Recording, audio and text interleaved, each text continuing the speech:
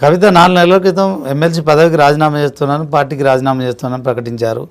మరి మొన్న అసెంబ్లీ సమావేశాల ప్రారంభం రోజున మరి మండలికి వెళ్ళారు. సో నిన్న కూడా పర్మిషన్ తీసుకొని మండలి నుంచి ఆమె మాట్లాడడం కావచ్చు, అక్కడ కూడా ఆమె కొంత భావోద్వేగానికి గురైపోయి కన్నీళ్ళు పెట్టుకోవడం కావచ్చు. సో మరొకసారి కూడా బీఆర్ఎస్ పార్టీని మండలి వేదికగా మరి దాన్ని ఎట్లా చూడొచ్చు? అంటే 2 విషయాల్లో నేను చెప్పగలుగుతాను, అంతకంటే ఎక్కువ డెప్త్ పోను. మొదటి విషయం ఏంటంటే ఆమె స్టిల్ ఎమ్మెల్సీ. ఎందుకంటే ఆమె రాజీనామా ఆమోదం చేయలేదు కాబట్టి, ఆమోదించేదాకా ఆమెకు మాట్లాడే హక్కు ఉంటుంది కాబట్టి ఆమె మా సభకు పోయింది, మాట్లాడింది. దానిలో ఎటువంటి డౌట్ పడాల్సిన అవసరం లేదు. సరే ఆమె రాజీనామా చేస్తానన్నా కూడా రాజీనామా యాక్సెప్ట్ చేయనంత వరకు ఆమె మెంబర్ ఉంటుంది కాబట్టి మాట్లాడుతుంది. సభలో ఇటువంటివన్నీ మాట్లాడనీయవచ్చా అంటే అక్కడ డిస్కషన్ అంతా కూడా గుత్తా సుఖేందర్ రెడ్డి గారు ఆ సభ చైర్మన్ ఉన్నారు కాబట్టి ఆయన విచక్షణ అది. ఇక స్పీకర్ విచక్షణను మనం ప్రశ్నించడానికి లేదు. అక్కడనే ఎవరన్నా అభ్యంతరం చెప్పాలనుకుంటే సభలో చెప్పాలి. కానీ అభ్యంతరం చెప్పాల్సిన వాళ్ళంతా వాకౌట్ చేశారు కాబట్టి టైం దొరికింది, మాట్లాడింది ఆమె. దానికి మనం చేసేది ఏం లేదు. అంటే టీఆర్ఎస్ బీఆర్ఎస్ కావడాన్ని కూడా నేను వ్యతిరేకించానని కవిత తెలియదు నాకు అది వ్యతిరేకించిందా, ఎందుకంటే నేను పార్టీలో లేను, అప్పుడు లేను, ఇప్పుడు లేను. వ్యతిరేకించిందా లేదా నాకైతే తెలియదు. వ్యతిరేకిస్తే మరి జాగృతికి కూడా భారత జాగృతి అని పెట్టారు, నిన్న మీడియాలో చూశాను నేను. మరి ఆమె ఆలోచన లేదో మనకు తెలియదు.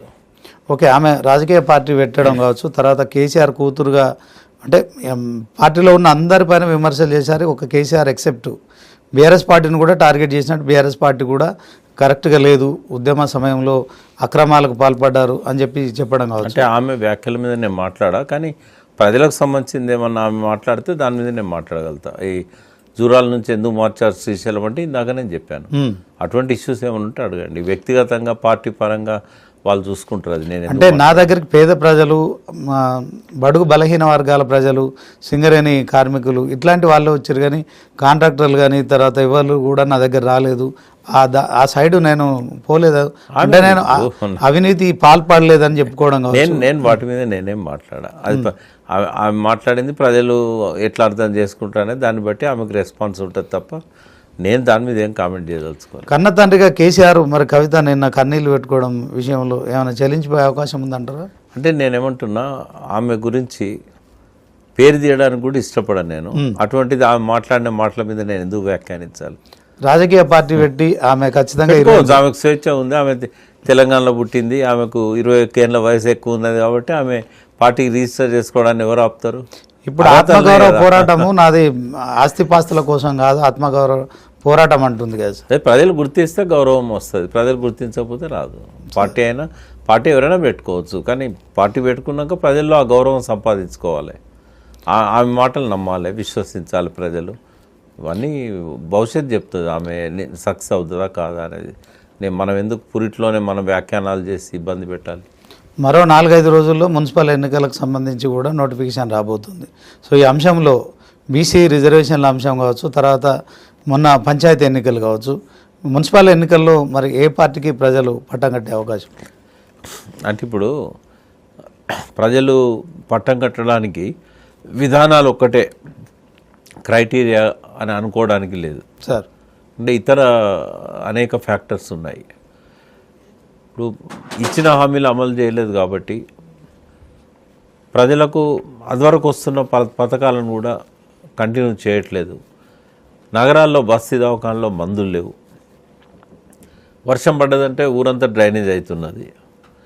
ఇట్లాంటి అనేక సమస్యలు ఉన్నాయి కాబట్టి వాటి మీదనే ఆధారపడి ప్రజలు ఓటేస్తే ఒక్క కాంగ్రెస్ కార్పొరేటర్ కూడా గెలవకూడదు. కానీ అక్కడ జరగట్లేదు. రాత్రికి రాత్రి ముందు రోజు దాకా మీడియా అంతా కోడే కూస్తుంది, ప్రతిపక్ష పార్టీ బాగుంది, వాళ్ళు గెలుస్తున్నారు, అది ఇదని. అర్ధరాత్రి కల్లా సీన్ మారిపోతుంది. తెల్లారి పెట్టెలు ఇప్పేసరికి అధికార పార్టీకి అనుకూలంగా ఉంటుంది. కాబట్టి ప్రెడిక్ట్ చేసేటట్టు ఉండవు ఎలక్షన్స్. ఒకటి ఏంటంటే బీసీలకు ద్రోహం చేస్తున్నాడు, కావాల్సిన రిజర్వేషన్ ఇవ్వట్లేదు అనేది పక్కా రుజువైంది. ఒకవేళ ఆయన బీసీలకు కరెక్ట్గా ఆ 42% ఏదైతే అన్నాడో కనీసం వాళ్ళ పార్టీలకి వెళ్ళైనా ఆ మేరకు ఇచ్చినట్టయితే కొంత ఆ బీసీల సపోర్ట్ దొరుకుతుంది. బట్ అభివృద్ధికి సంబంధించినంత వరకు ఏంటంటే 3 ఏళ్ళు ఉంటాడు కాబట్టి కొంత ఏదైనా మెప్పించుకొని పనులు చేయించుకుందామని కొంతమందికి ఆశలు ఉంటాయి. కాబట్టి డివిజన్లలో కొంత ప్రభుత్వం ఉంది కాబట్టి ఆ పార్టీకి సానుకూలత ఉండొచ్చు. బట్ హామీలు నిలబెట్టుకోలేదు, సౌకర్యాలు సరిగ్గా ఇవ్వడం లేదు కాబట్టి వ్యతిరేకత కూడా ఈక్వల్గా ఉంది. బహుశా మొన్న సర్పంచ్ ఎన్నికల్లో ఏ ఫలితాలు అయితే వచ్చినాయో అవే మళ్ళా రిఫ్లెక్ట్ అయ్యే అవకాశం ఉంది. అట్లాగే రావచ్చు, రెండు పార్టీలకు కూడా కొద్దో గొప్ప తేడాతోని రావచ్చు అని నేను అనుకుంటున్నాను. కేసీఆర్